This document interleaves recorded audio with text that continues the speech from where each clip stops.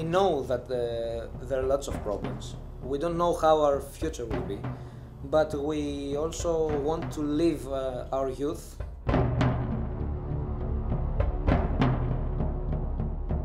Education was down to nothing, health down to nothing, security, safety, nothing. Everything is down to nothing.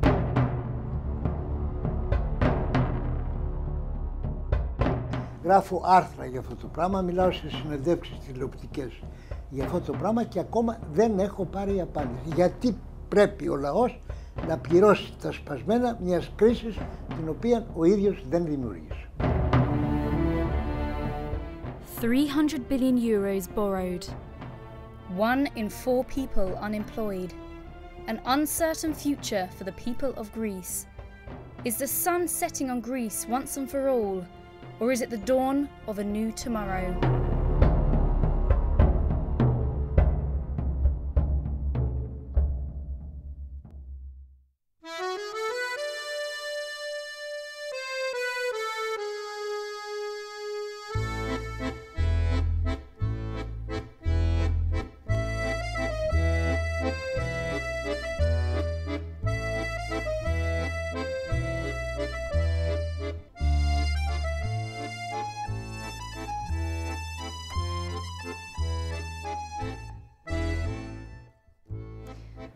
The Acropolis, a symbol of the vibrant history and culture brought to us by the ancient Greeks. However, the country which has brought the world modern medicine, philosophy and democracy is now facing the biggest crisis in its history. We're going to explore not just what went wrong, but how the ordinary people, just like us, are dealing with the biggest economic struggle of their lives. From simply walking through the streets of Athens, it's clear to see the influence the crisis has had on the city. Shops are closed down, graffiti is widespread, and the poverty is evident. This is clearly not a problem that arose overnight. Greece's troubles with its debt have been ongoing for more than 20 years. Despite the 4% growth the country saw after hosting the 2004 Olympic Games, the rise was short-lived, as by 2009 the country was officially in recession. So how did this economic decline come about? Well, not only was the entire world facing a financial crisis, resulting in tightening of credit conditions, Athens was failing to address a growing budget deficit. Overspending and tax evasion has finally brought the nation to its knees. To find out more about Greece's situation, I went to speak to Government MP Adonis Georgiadis to get his view on the matter. He seemed very optimistic about the future of the state. See, now we're in a much better position than we were 1 year before. 1 year before, the only thing you should see in front of you was black. Now you can see the light. Why? Because we managed, and this was not easy, to stabilize our public finance economy. Now our deficit is much less than we thought it would be. The income of taxes are good. They're not so less as we thought and we were afraid. The expenses of our country are very, very low.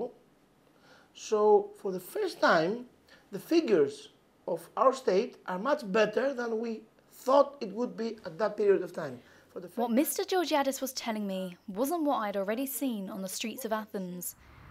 It seemed the problem was far worse than what he had just described. 3 bailout packages have been agreed to so far, resulting in an overall borrowing of over 300 billion euros. Tax increases, job losses and cuts to the healthcare and pension systems are just some of the areas affected. These decisions, which many of the Greek people strongly oppose, lead to regular protests.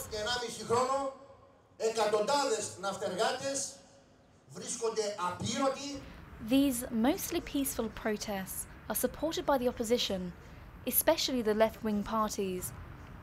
Manolis Glezos is a 91-year-old politician with the Syriza party and an iconic figure of the left.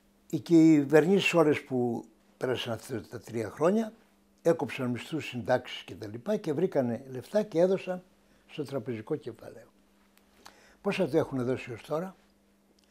180 δισεκατομμύρια ευρώ.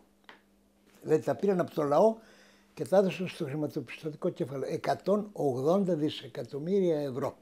Επιμένω στη Βουλή για αυτό το πράγμα, επιμένω δημόσιο για αυτό το πράγμα, γράφω άρθρα για αυτό το πράγμα και ακόμα δεν έχω πάρει απάντηση. Γιατί πρέπει ο λαός να πληρώσει τα σπασμένα μιας κρίσης την οποία ο ίδιος δεν δημιούργησε. Αυτό είναι το κύριο θέμα. But is there any other solution? Η Γερμανία μας οφείλει από τις επανορθώσεις τις οποίες προσδιορίσε η 19μελής Διασυμμαχική Επιτροπή των Παρισίων το 1946 σε ένα συγκεκριμένο ποσό, τελικά μας είπαν 7 δισεκατομμύρια, 100 εκατομμύρια δολάρια αγοραστικής αξίας του 1938. Αυτό μετατρέπεται σε 108 δισεκατομμύρια ευρώ χωρίς τους τόκους. Εάν η Γερμανία δεν θελήσει να ακολουθήσουμε ένα δρόμο διαπραγματεύσεων, εμείς δεν πάμε να την πιάσουμε από το λαιμό, τότε πάμε στα δικαστήρια και σε ένα 15ήμερο τα έχουμε κερδίσει. Οφείλει να τα πληρώσει. It seems that what Mr. Glezos said matched more with the financial problems that I had initially heard about. The political world clearly has different ideas and solutions to the nation's problems. Problems that, if solved incorrectly, could ultimately affect the whole of Europe. Greece's economic demise has been covered extensively through the world's media. Almost every day there's reports and updates following the country's developments. But just how hard is it for a Greek journalist to report on a story so close to home? I'm here at ERT, one of Greece's leading broadcasters, to find out just what this crisis means to them.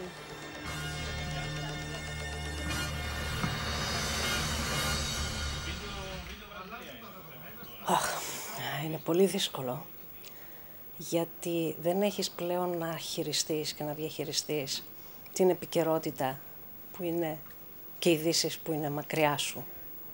Οι ειδήσεις αφορούν πλέον εσένα, τους δικούς σου, φίλους σου, συγγενείς σου. Μαθαίναμε παλιότερα και διαχειριζόμασταν ανθρωπιστικές κρίσεις σε όλο τον κόσμο. Ποτέ δεν είχα σκεφτεί ότι θα αντιμετωπίζαμε ανθρωπιστική κρίση στην ίδια μας τη χώρα, εδώ στην Ελλάδα. Επηρεαζόμαστε. Η κρίση μας επηρεάζει και εμάς. Είναι πολλές φορές που αισθάνομαι ότι μπορεί και να λειτουργώ ως στρατευμένος δημοσιογράφος. Κάτι που δεν θέλω να το αποφύγω, αλλά είναι γεγονότα, είναι συμβάντα που δεν μπορείς να το προσπεράσεις. What's been the most difficult package you've had to cover? Θα έλεγα ότι η πιο δύσκολη στιγμή ήταν τα ρεπορτάζ τα οποία και μεταδίδαμε για τα παιδιά που υπέφεραν από ασιτεία και έφταναν σε σημείο μέχρι και το να λιποθυμούν στα σχολεία τους από την πείνα. Listening to Nikki and Andriana made me want to talk to a journalist who regularly reports from location and personally meets the people who have been most affected. So how is it for you to report on an economic crisis that's happening in your country? Actually, it's very difficult because the crisis involves all of us. It could be me, it could be you. I mean, you see people that used to have jobs, used to have their own houses, cars, everything. They lose their jobs, they have families, and they're left on the street. They have no support from their family, and they're just left on the street, which is quite terrifying. The good thing is that I've noticed that people are bonding now because of the crisis. People that don't have much money, they actually try and help other people that are in need. That's amazing. Since the economic troubles began, almost 20% of the population is now living below the poverty line. Homelessness has risen, with an estimate of 20,000 people now living on the streets, half of them in Athens. In the rundown area of Kypseli, people come and wait outside the church of Ayazoni early in the morning to receive their first and only meal of the day. From the elderly to the young, they're all waiting for some bean soup and a loaf of bread. It's not much, but this is what will get them through another day. Το συσίτιο στην ενορία μας ξεκίνησε το 1990 με περίπου 30 έως 40 μερίδες κάθε μέρα. Σήμερα όμως τα πράγματα έχουν αλλάξει, σήμερα στην Ελλάδα τα πράγματα είναι διαφορετικά, κυρίως γιατί οι Έλληνες έχουν πλέον ανάγκη. Έτσι λοιπόν το συσίτιό μας σήμερα έχει φτάσει στις 120 μερίδες φαγητό, με τη μεγάλη πλειοψηφία όλων αυτών να είναι Έλληνες. Έλληνες, κυρίως άνεργοι, νέοι άνθρωποι που έχασαν τις δουλειές τους, ηλικιωμένοι και οικογένειες πολυτέκνων οι οποίες αδυνατούν να τα βγάλουν πέρα λόγω της οικονομικής κρίσης. This increase in poverty and required help amongst many of the general public is a direct result of the harsh austerity measures brought in by the government. With a combination of raised taxes and cuts to pensions and wages, people have less money to spend, causing businesses to either cut jobs or shut down completely. It's estimated around 200,000 people were laid off in 3 years. Irene Kapsimalis, single mother of 2, has been unemployed for 9 months. Πρώτα απ' όλα η εταιρεία που δούλευα πτώχευσε. Βέβαια είμαστε τυχεροί γιατί δεν μπήκε στο άρθρο 99. Έκανε ο ίδιος από μόνος του αίτηση πτώχευσης. Αλλά αυτή τη στιγμή με το επίδομα ανεργίας το οποίο έχει φτάσει για μένα που έχω τα 2 παιδιά που δικαιολογεί κάτι επιπλέον είναι 430 ευρώ. Δεν φτάνει με τίποτα. Μόνο τους λογαριασμούς και την εφορία να πληρώνεις, δεν μένει τίποτα για φαγητό. Δεν θα ψωνίσω κρέας, ας πούμε, 1 φορά την εβδομάδα. Θα πάρω 1 φορά στις 15 ή 1 φορά το μήνα. Πετρέλαιο, είμαι τυχερή σε αυτό γιατί η μαμά μου πήρε λίγο φέτος έτσι για να ζεσταθούμε, αλλά όχι πάνω από 300 λίτρα, που σημαίνει 380 ευρώ. Τώρα κοντεύει να σωθεί, δεν ξέρω τι θα κάνουμε. Not being able to afford oil for heating isn't only affecting Irene. It seems more and more people are resorting to alternative methods in order to heat their homes. Οι περισσότεροι Έλληνες καίνε τζάκι, γιατί δεν μπορούν να πληρώσουν το πετρέλαιο και να ανάψουν καλοριφέρ να ζεσταθούν. Έτσι και εγώ αυτά τα ξύλα τα κόβω από το δέντρο που έχω δίπλα, είναι ξερά άχρηστα, τα μαζεύω, δίνω και στους γείτονες και έτσι γλιτώνουμε τα πολλά λεφτά που δεν τα έχουμε και έχουμε κάποια ζεστασιά. If people can't afford heating, what does the future hold? Yana Skandalis is one of 4 generations living under the same roof. She shared her concerns with me about her granddaughter and the future for young people. I hope that by the time she grows up, things will have changed. And maybe there'll be hope for her. She's 11 years old. She's still in primary school. The future is so uncertain. You pay taxes and you expect that they reciprocate, right? You get something back. We don't get anything. Education, down to nothing. Health, down to nothing. Security, safety, nothing. Everything is down to nothing. So what am I paying for? We Greeks were extroverted people. We were happy people. We were optimists. And all of a sudden we fell into a national depression. This is true, a national depression. We lost our dream. We lost it, and especially for the young people. And this is what really makes me sad. The young people don't have a dream anymore. Nowadays, instead of going out as they used to, students and young people gather in their homes to save as much as they can. A night out in a bar is replaced by a quiet night in with a few drinks and a board game. This group of friends invited me to join them for an evening. We know that there are lots of problems. We don't know how our future will be, but we also want to live our youth and live happily these years. We'll always know we'll have to struggle on this crisis, but there's a bit of hope in our mind that will be best years. I should believe that if we stay together, we can overcome this.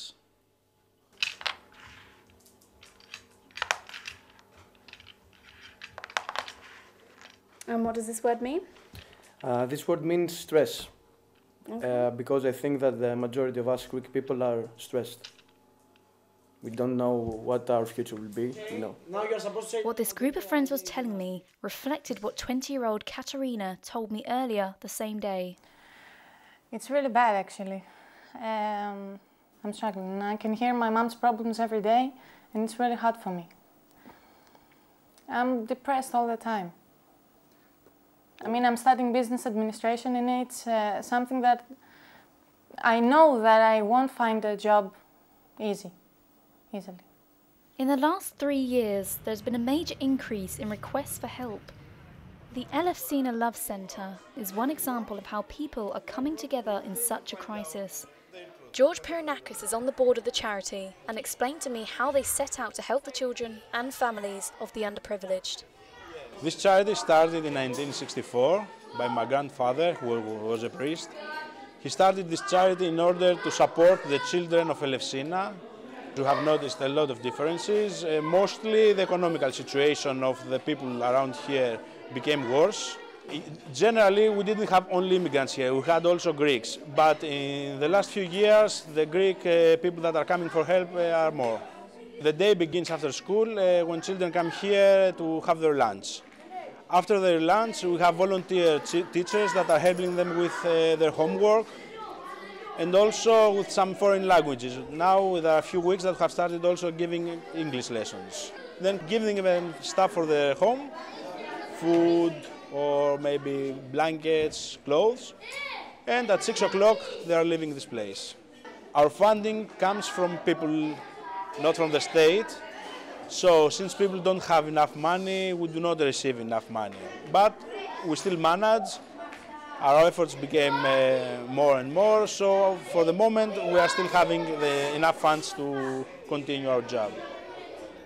George's charity is creating an essential lifeline for those who are suffering the hardest in Elefsina. Through all the bad times, it is comforting to see organisations like this helping people across the country.